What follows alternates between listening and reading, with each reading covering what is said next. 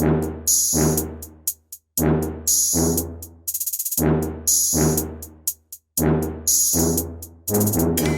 not sure how many of you actually know this, but the BMW X1 is a pioneering model in the premium subcompact SUV category. And the segment is now populated with the likes of the Audi Q2, Audi Q3, Mercedes-Benz GLA, Lexus UX, as well as its own twin sister, the Mini Countryman.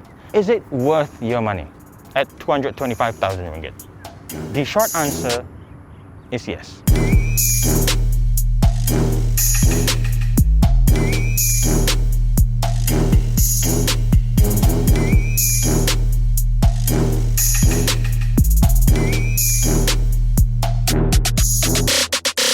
Meet the new X1 sDrive20i M Sport.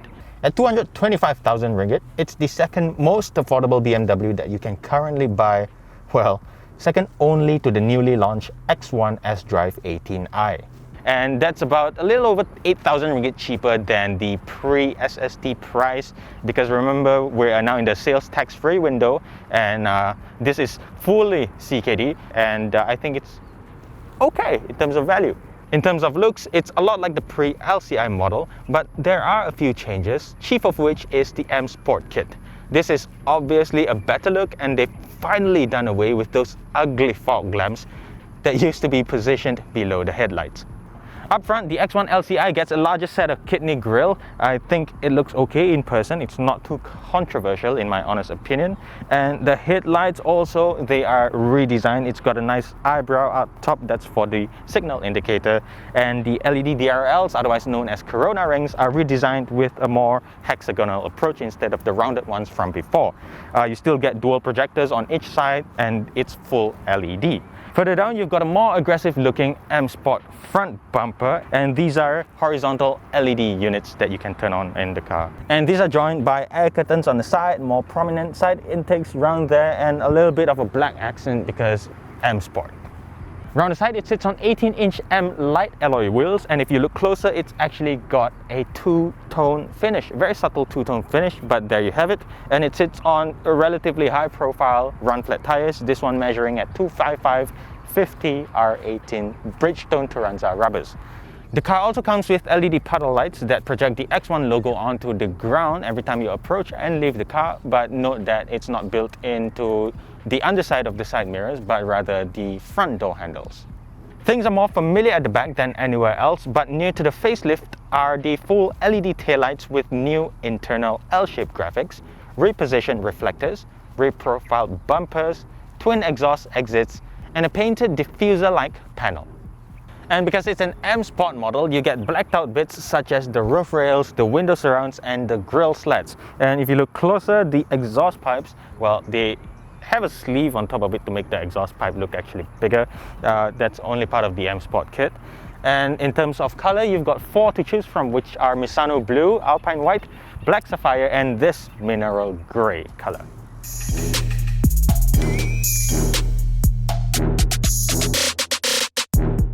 Inside, you get more M Sport bits in the form of anthracite headliner, M door seals and floor mats, M 3-spoke leather steering wheel with pedal shifters, M tricolor motif on the key fob, as well as brushed pearl chrome aluminium trimmings. The instrument binnacle and the analog gauges have been redesigned, and at the bottom right corner there is a colored 5.7-inch black panel digital display.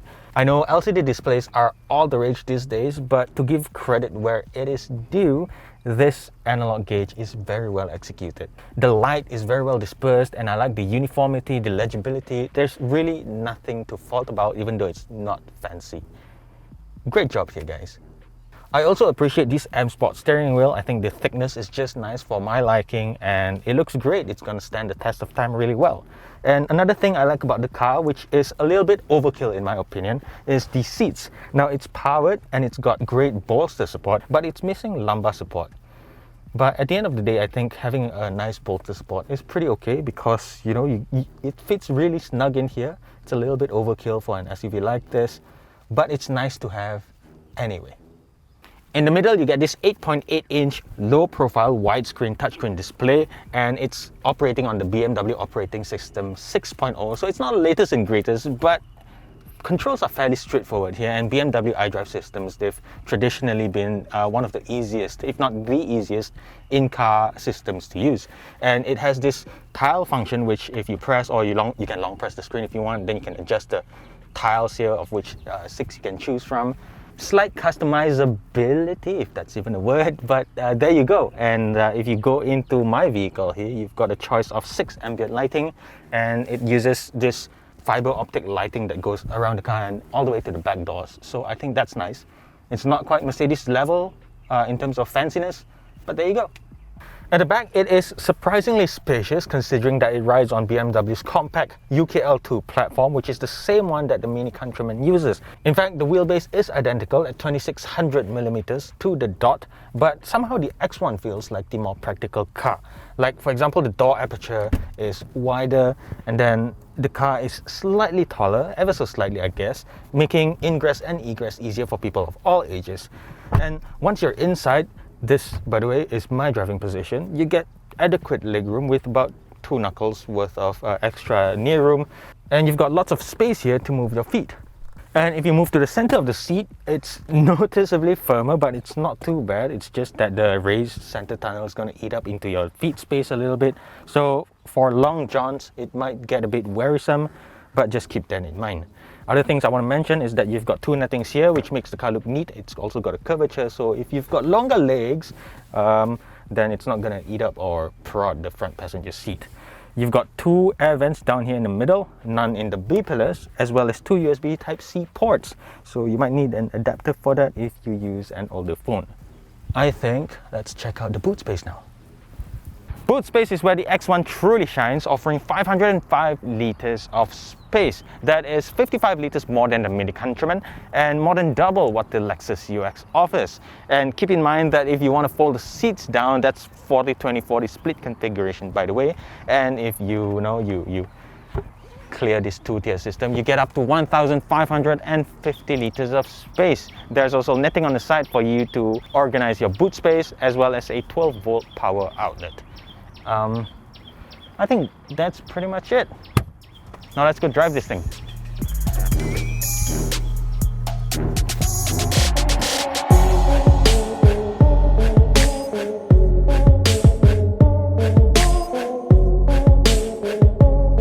Okay, now the X1 is powered by the BMW's tried and tested B48 2-litre 4-cylinder engine that is turbocharged with a twin-scroll turbo unit, that is, to produce 192 horsepower and 280 Newton-meters of torque. That is exactly the same as the previous X1, so there's no increase in output whatsoever. But honestly, I think that is enough for everyday city driving. You know, it's not a performance car or anything like that, but there is enough grunt for the everyday use, that's for sure. The turn-off speed isn't quite as rapid as the Golf GTI, for example, or the Mercedes-Benz GLA 250, but I very much appreciate the linearity that is to be had with this BMW powertrain. And it's so smooth, in fact, that I thought this car came with a 6 or 8-speed automatic transmission. But that's not the case, because since 2017, the X1 comes with a 7-speed dual clutch, that is BMW's own dual clutch unit. And it's very smooth. And as I've noted in my previous or my past older Mini reviews, the 7-speed DCT is among the best DCTs in the world.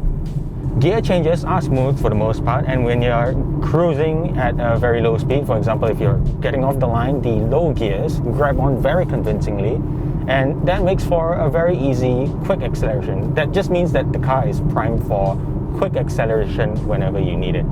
In-gear acceleration, on the other hand, is not quite as thrilling as I've noted before, because, you know, it's not a performance car and the turn-off speed is not quick and all that. But all you've got to do is change it to sport mode and you'll have enough power on tap.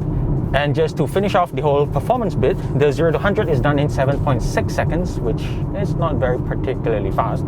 And top speed is 224 kilometers per hour.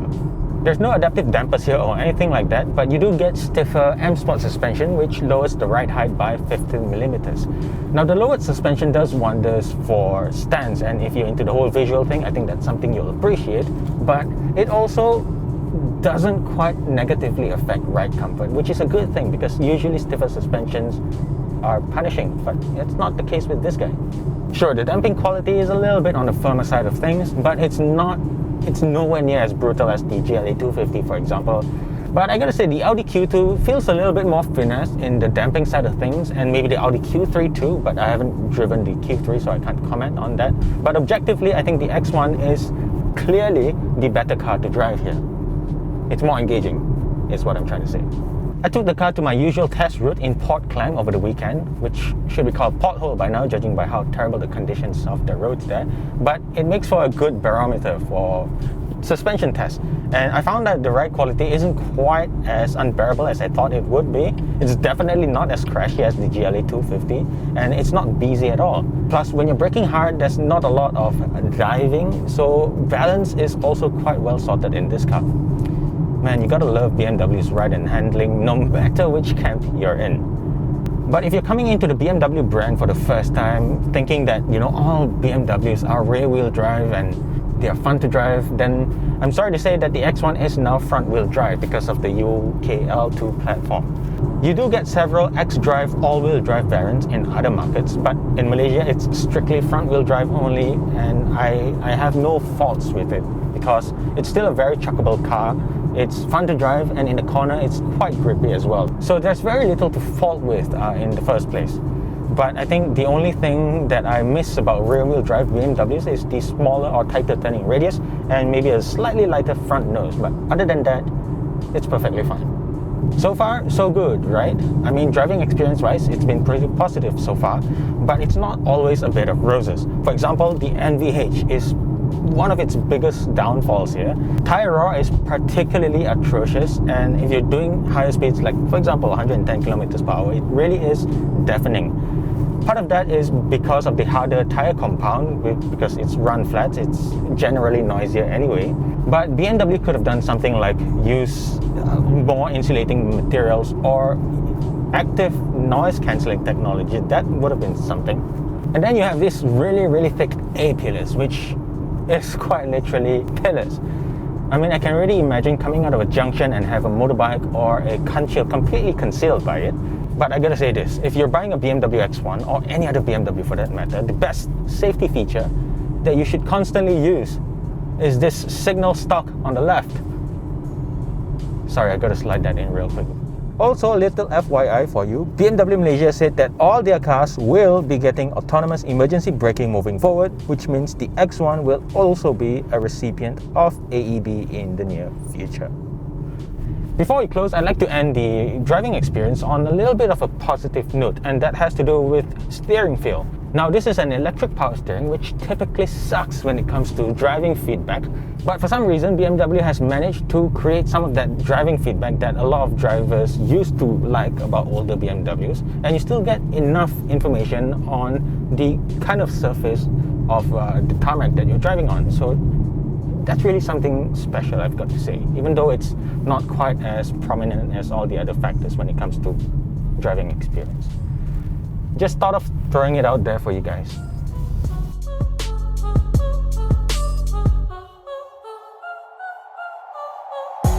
Alright, that's pretty much all the comments I have for the BMW X1 facelift. For a little over 225,000 ringgit, I think it is a car that people who appreciate driving will enjoy. It's a mighty fine SUV to drive, and it's practical enough for a small family. So if you've got your heart set on buying the BMW X1, I wholeheartedly recommend it actually, and it's a good deal. It's a good deal, guys. At the time of filming, the X1 sDrive20i hasn't been launched yet, but if you want us to review the car, you know what to do. Subscribe to the channel, like and comment below. Let us know if you want to see a shootout between this sDrive20i versus the sDrive18i. In any case, again, subscribe, like the video, and I will see you guys in the next one. Stay safe, my friends, and until next time, bye-bye.